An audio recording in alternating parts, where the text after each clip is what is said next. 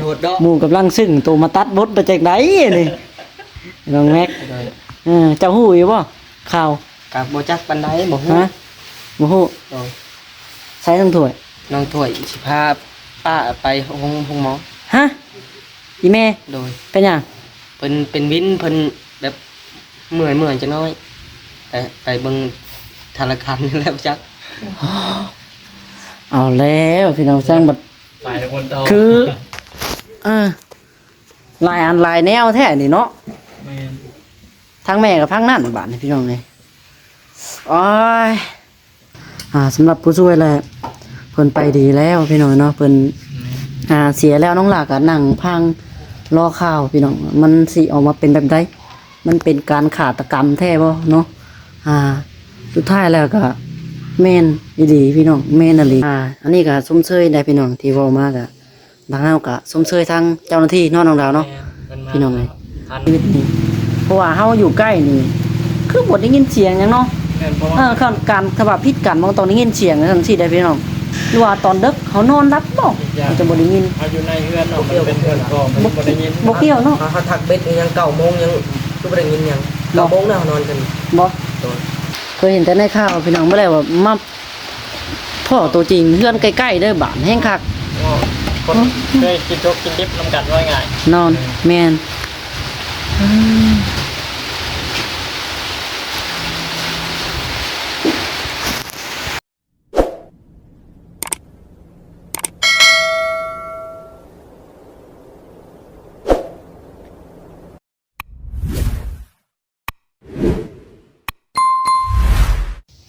เอาพี่น้องเนาะเฮ้ยจังใดตอนนี้ก็มาอยู่ที่เฮือนน้องดาวเด้อเนาะเอาพี่น้องเนาะก่อนอื่นก็กราบทักทายเนาะสบายดีและสวัสดีพ่อแม่พี่น้องเนาะ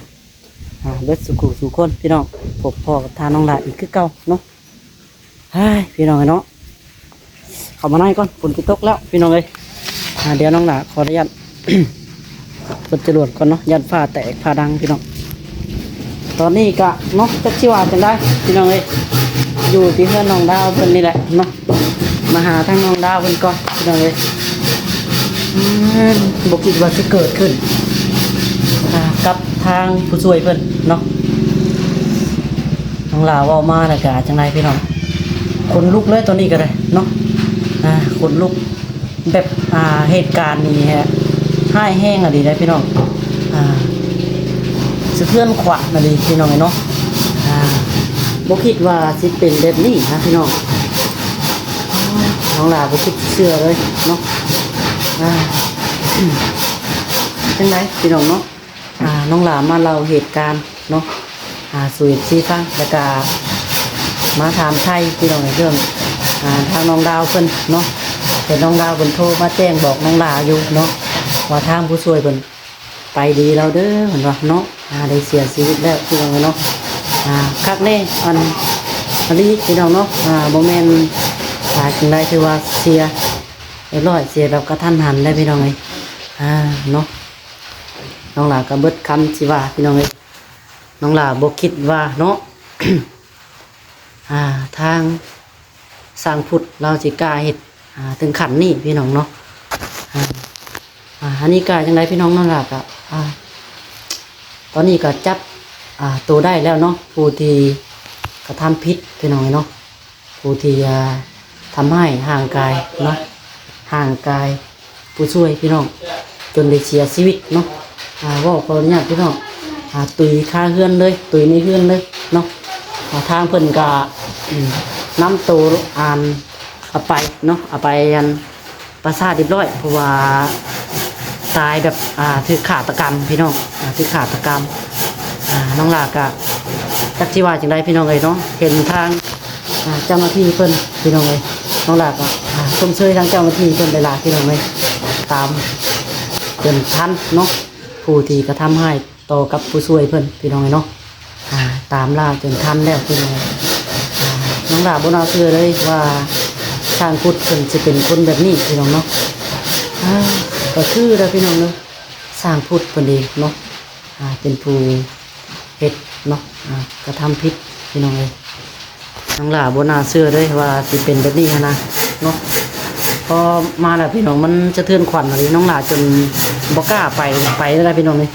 บ่กล้าไปเบิ่งแบบเป็นคนแบบอันนี้แน่เนาะธาตุอ่อนรอบแป๊บเดียวก็ยังขนลุกเลยพี่น้องนี่ไปเดี๋ยวเฮาสิมาถามทางน้องดาวเพิ่นอีกเทื่อพี่น้องเลยตอนนี้จะอยู่ที่เฮือนน้องดาวเพิ่นเนาะน้องหลาก็มานั่งฟังอยู่นี่เบิดมื้อพี่น้องเลยเนาะแล้วก็มานั่งเปิดคลิปมาเล่าสู่พี่ฟังพี่น้องเลยบ่น่าเชื่อเลยน้องหลายอมพี่น้องเลยเนาะเรากล้าเฮ็ดได้จังไดวะเนาะว่ะไปเดี๋ยวมาเบิ่งทางน้องดาวก่อนพี่น้องเลยมาทักทายทางน้องดาวก่อนเนาะเพิ่นได้แวะมาเฮือนน้องดาวเพิ่นอยู่บ่คือว่าเห็นน้ำบ่จิตเพิ่นอยู่พี่น้องเลย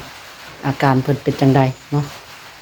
สังพุทธเพิ่นน้องดาวก็ชมเชยได้พี่น้องเลยชมเชยทางเจ้าหน้าที่เพิ่นเนาะมาแป๊บเดียวก็ฮู้เลยบ่แม่นว่าทางผู้ช่วยเพิ่นนี่เจ็บเป็นโชว์อย่างนั้นนี่ได้พี่น้องเลยลาวเป็นคนแข็งแรงพี่น้องเป็นคนแข็งแรงปกติเนาะแบบเป็นคนแข็งแรงดำให้ดำหน้าหากันแล้วเราก็ได้ปื้นๆพี่น้องแบบคนนี่มีพยายามอย่างเขาในตกในโตเนาะว่าแล้วทางเจ้าหน้าที่เพิ่นมาสันนิษฐานมากวดสอบเบิ่งมันคือพี่น้องเลยเนาะการฆาตกรรมเพิ่นว่าเนาะแน่นอนเลยพี่น้องเลยเนาะตอนนี้ทางเจ้าหน้าที่เป็นกันนำตัวเนาะผู้ร้ายพี่น้องเลยเข้าไปเรียบร้อยเนาะจับทันเรียบร้อยพี่น้องเลยกับเป็นภัยบ่ได้เลยเนาะมีแต่เนาะผัวของเราเองพี่น้องเลยก็คือสร้างพุทธเองเนาะต้องเสียใจนำทางครอบครัวเพิ่นนะพี่น้องเนาะวันนี้เดี๋ยวน้องดาวจะมาถามไทยทางน้องดาวก่อนพี่น้องเลยมาทักทายทางน้องดาวเพิ่นก่อนมาอยู่ที่เฮือนน้องดาวได้พี่น้องเลยเนาะน้องดาวเองก็ได้มาเปิดคลิปอยู่นี่แหละเนาะพี่น้องเนาะฝนกระตกบานนี่ทางน้องดาวเพิ่นเนาะสบายดีน้องดาวเพิ่นกำลังเฮ็ดอีหยังตัวนี้นะ ตู้หยอดเงิน หยอดเงินอ่างระบบนะ ตู้หยอดเงิน แม่น เฮ็ดให้ไผนี่ โอ้โหคนในบ้านนะเขาสั่งนะ เขาเจ้าจ้างให้เฮ็ดบ่ แม่น ตู้หยอดเงินพี่น้องเนาะ เนาะคักน้องดาวมันเป็นได้พี่น้องเลยให้ตู้หยอดเงินก็เป็นนี่เนาะ โอเคมีไม้เนาะมีไม้มีเล็กตะปูเราพี่น้องเลยจัดให้ได้ต่อใช่เอาบนนั่งคุยกันก่อนเฮานั่งอยู่นี่ก็ได้ติ ได้อยู่หนังนี้ทั้งหมด หมดวะ หมดเกินเฮือนเนาะส่วนคนก็มา ฝนก็ตกแล้วพี่น้องเลยเนาะมาคุยกันเรื่องผู้ช่วยก่อนพี่น้องเลยเนาะตักเสียจังได๋น้องเองก็ได้เนาะเห็นแล้วก็เหม็นเทนพี่น้องเลยเนาะบ่คิดว่าสิปานนี้เนาะน้องดาว แม่น ทางเฮาก็บ่จักคำสิว่าพี่น้องเลยพอแต่ได้ยินข่าวทางน้องดาวเพิ่นโทรแจ้งมาก็น้องลาก็จนบ่จักสิเว้าพี่น้องสั่นได้เบิดกระตุกตัวนี้มันหนาวแตกนี่ก็ได้ กันทั้งดาวกับมาได้โอ้เราเห็นแต่คนหลังออกมานะหลังออกมาได้ยินแต่ เขาเว้า แม่บ่ได้ไม่ว่าเสียงคนให้ ให้ แม่นไปช่องยับไปช่องจันเนาะย่างไปช่องเบิ่ง ไปส่องเบิ่งและเขาว่าจังได้บัด แต่ว่าทางผู้ช่วยเสีย แล้ว แม่น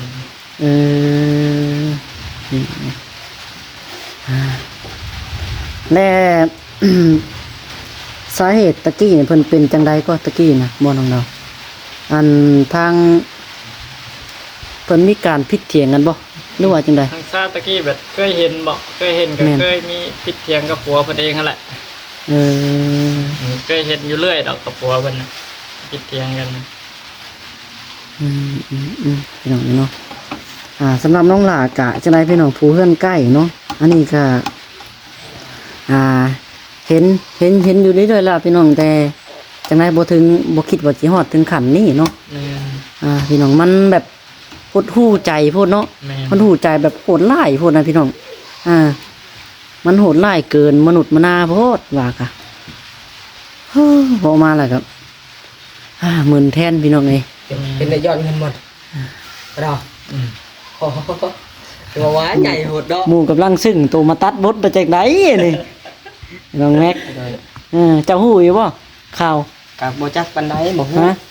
บ่ฮู้ โดย ใช้ทั้งถ้วย น้องถ้วยสิพาป้าไปห้องหมอ ฮะอีแม่ โดย เป็นหยัง เป็นวินเพิ่นแบบเมื่อยจะน้อยแต่ไปเบิ่งธนาคารนี่แล้วจัก เอาแล้วพี่น้องสร้างบัด ไปคนโต คือลายอันลายแนวแท้นี่เนาะ แม่น ทั้งแม่กับทั้งนั่นบาดนี่พี่น้องเลยโอ้ยเพิ่นเมื่อยบ่ โดย เป็นเมื่อย โดย ไปห้องหมอแหละ ยังเฮากับอาเปะเมื่อก่อน ถั่วอยู่หน้าพวก โดย กำลังจะเข้ามา โดย กับแม่นะ โดย อืมจะมากับแปะ โดย ไม่ได้กลับมาบ้านเนาะ อ๋อ เดี๋ยวลงไปหาหมอแล้วไปยัก พี่น้องเลยเอาเนาะสำหรับน้องหล่าพี่น้องมาต่อเรื่องของผู้ช่วยช่างพุทธก่อนพี่น้องเลยเนาะสำหรับผู้ช่วยแหละเพิ่นไปดีแล้วพี่น้องเนาะเพิ่นเสียแล้วน้องหล่าก็นั่งพังรอข่าวพี่น้องมันสิออกมาเป็นแบบใดมันเป็นการฆาตกรรมแท้บ่เนาะสุดท้ายแล้วก็แม่นอีหลีพี่น้องแม่นอีหลีเนาะ ฆาตกรรม วอมาแล้วกับมังนาวก็แตกเมื่อยพี่น้องเลยเนาะจนเข้าสุดน้องหลาก็พอแต่ได้ยินข่าวจังได้พี่น้องคือตามที่FCเห็นตลอดมาเลยเนาะก็คือน้องหล่าผู้ช่วยเนาะน้องดาวเพิ่นพี่น้องเลยสั่งพุทธบ่คิดว่าสิเป็นแนวนี้นะพี่น้องเนาะเราเป็นคนจังไดก็เนาะนี่กล้าจังไดวะ กับโอ้โหกัน นี่เนาะคนหู้หน้าบ่ฮู้ใจเนาะน้องดาว แม่น เกินไปพี่น้องเลยกล้าเห็ดเมียตัวเองปานนี้พี่น้องเนาะเห็นอยู่แต่เก่าพิษเตียงกับบ่ถึงขันนี่นะ แม่น อันนี้มันแบบหดหู่ใจโพดว่าล่ะตีแล้วก็ตีจนตาย มั่งมือตีนเนี่ย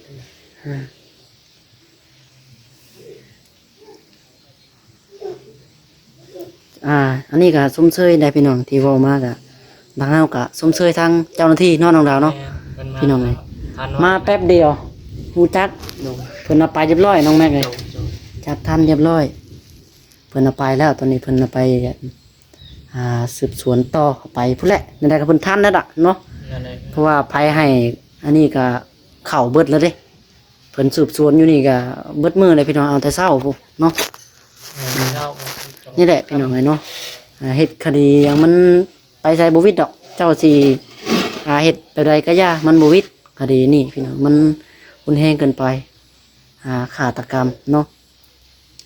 คือว่าน้องหลายเห็นในคลิปเพิ่นมาแบบใดตะกี้เห็นในคลิปเบาจิตบอกสร้างพุทธนะ สร้างพุทธมาในเฮือนก็มาในเฮือนน้องกับมายืมรถพุ่นน่ะ ยืมรถ มายืมรถมายืมน้องดาวครับมายืมรถไปหาเมียบ่เห็นแต่ว่านี่พุ่นน่ะ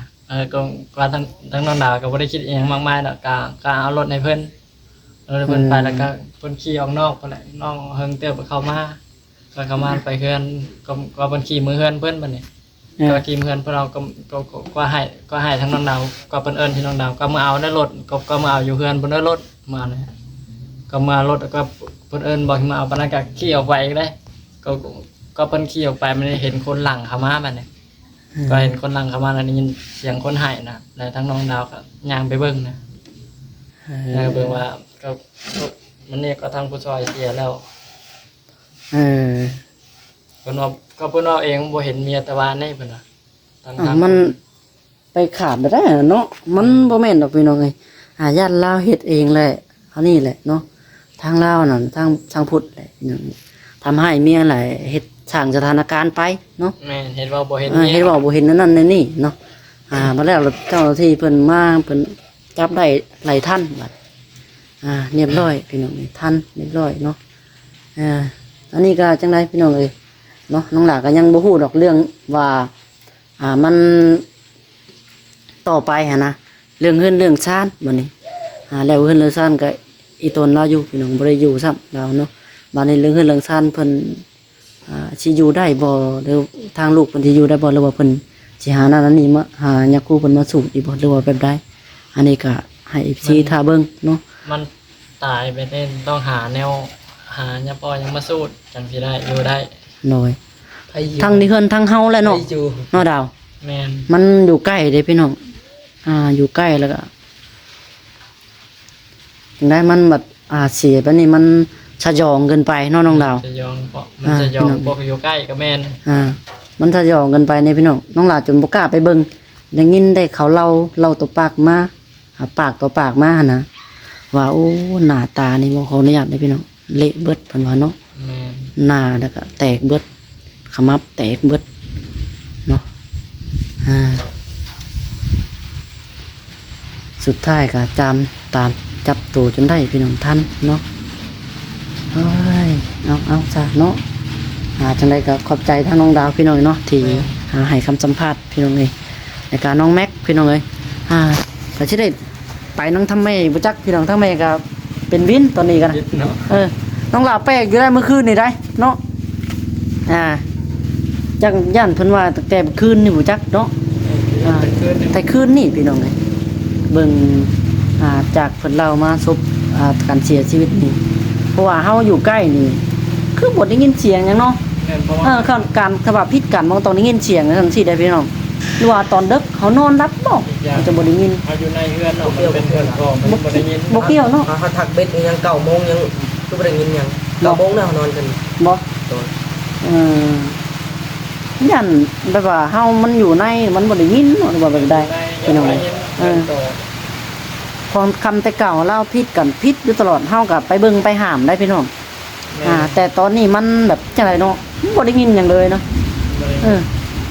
คือทางน้องหลาก็อยู่พี่น้องแต่ก็น้องหลาก็คำมาก็บ่ได้ไปใส่พี่น้องอยู่แต่ในเฮือน คือทางน้องดาวเพิ่นก็คือกันเนาะอยู่แต่ในเฮือนพี่น้องเอ้ยอยู่แต่ในเฮือนบ่ได้พากันไปใส่ได้คำมาแล้วก็อยู่ฝ่ายอยู่มันพี่น้องเนาะมีแต่ตอนเช้าตอนแรงน้ำซี่ดะน้องหลาก็มาแต่เลิกเวียกเลิกงานนี่ก็มาแวะลิ้นน้ำกันเนาะแต่ก็เฮือนผู้สวยนี่เพิ่นสิบ่ค่อยอยู่ปานใดเนาะน้องดาว แม่น เพิ่นสิอยู่แต่หน้าพี่น้องช่วงนี้ ก็บ่ค่อยเห็นเพิ่นเนาะ บ่ว่าแต่ย้ำฝนเนาะย้ำแรงเพิ่นก็ไปหน้าคือกันพี่น้องเที่ยวไปอยู่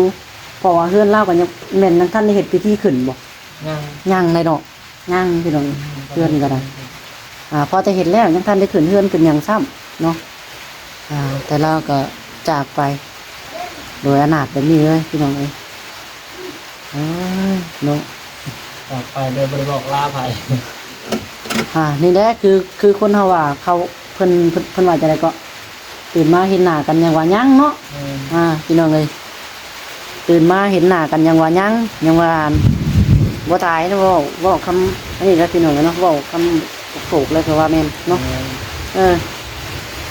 ฝนโพกว่าอะไรก็ได้อันนี้ก็ฝนมาแล้วได้พี่น้องเอ้ย ฝนตก บ่ตี้แหละถ้าว่าคนเสียแบบนี้แล้วมีแต่ฟ้าฝนนี่แห้งไหนฝนตกพี่น้องเอ้ยคือแบบเดียวกับอ้ายบุญมาเนาะจักเป็นจังไดพี่น้องเอ้ยเนาะช่วงนี้มีแต่เรื่องมีแต่เล่าวเนาะวุ่นวายไปเบิดพี่น้องเอ้ยทางน้องหลาก็จักสิว่าจังไดเอาบ่ได้กับแบบนี้ผมนี่บาด มันเป็นเรื่องกับเรา วุ่นขนาดเนาะในบ้านพี่น้องในช่วงนี้แต่ละเทื่อเคยเห็นแต่ในข่าวเนาะน้องดาว เป็นข่าวค่ะการขาลูกบ่ ขาลูกบ่ขาผู้นั้นผู้นี้บ่เนาะเงินแบบข่าวบนอื่นนะ เคยเห็นแต่ในข่าวพี่น้องบ่ได้ว่ามาพ่อตัวจริงเฮือนใกล้ๆเด้อบ้านแห้งคัก คนเคยกินทุกกินดิบนำกันว่าง่าย นอนแม่น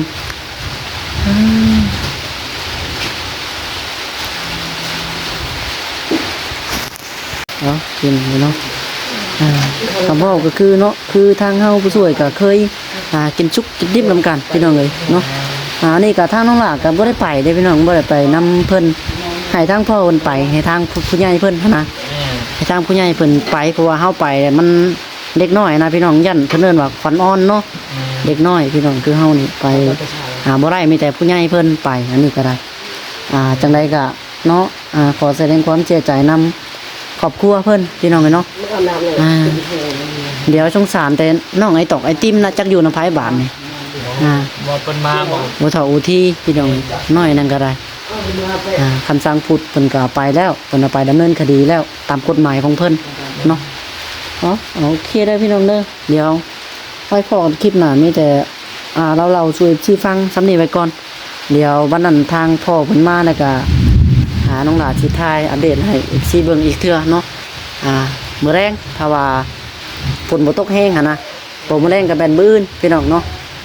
มาแล้วตอนนี้ เพราะว่ามื้อนี้น้องหลาว่าสิเข้าไปถ่ายคลิปให้ FC เบิ่งอยู่แต่ก็ทางเจ้าหน้าที่เพิ่นเฮ็ดเวียกอยู่หั่นนะเลยบ่ได้เข้าไป คนน้อยเข้าใกล้ เพิ่นบ่ให้เข้าใกล้ดอกพี่น้องเนาะมีแต่เพิ่นอยู่แต่ให้เพิ่นเฮ็ดเวียกตามสบายของเพิ่นเฮาก็บ่กล้าเข้าไปวนเพิ่นดอกมีแต่นั่งฟังตามข่าวเพิ่นสิว่าจังไดเนาะสุดท้ายก็จับโตตุนทันพี่น้องไปโอเคเด้อพี่น้องสำหรับคลิปนี้ขอตัวไปก่อนพี่น้องแต่ว่าคำเว้าคำจาคำใดบ่งามหรือว่าผิดพลาดเนาะขอโทษขออภัยหลายๆพี่น้องบ๊ายบายพี่น้องเนาะสบายดีเนาะ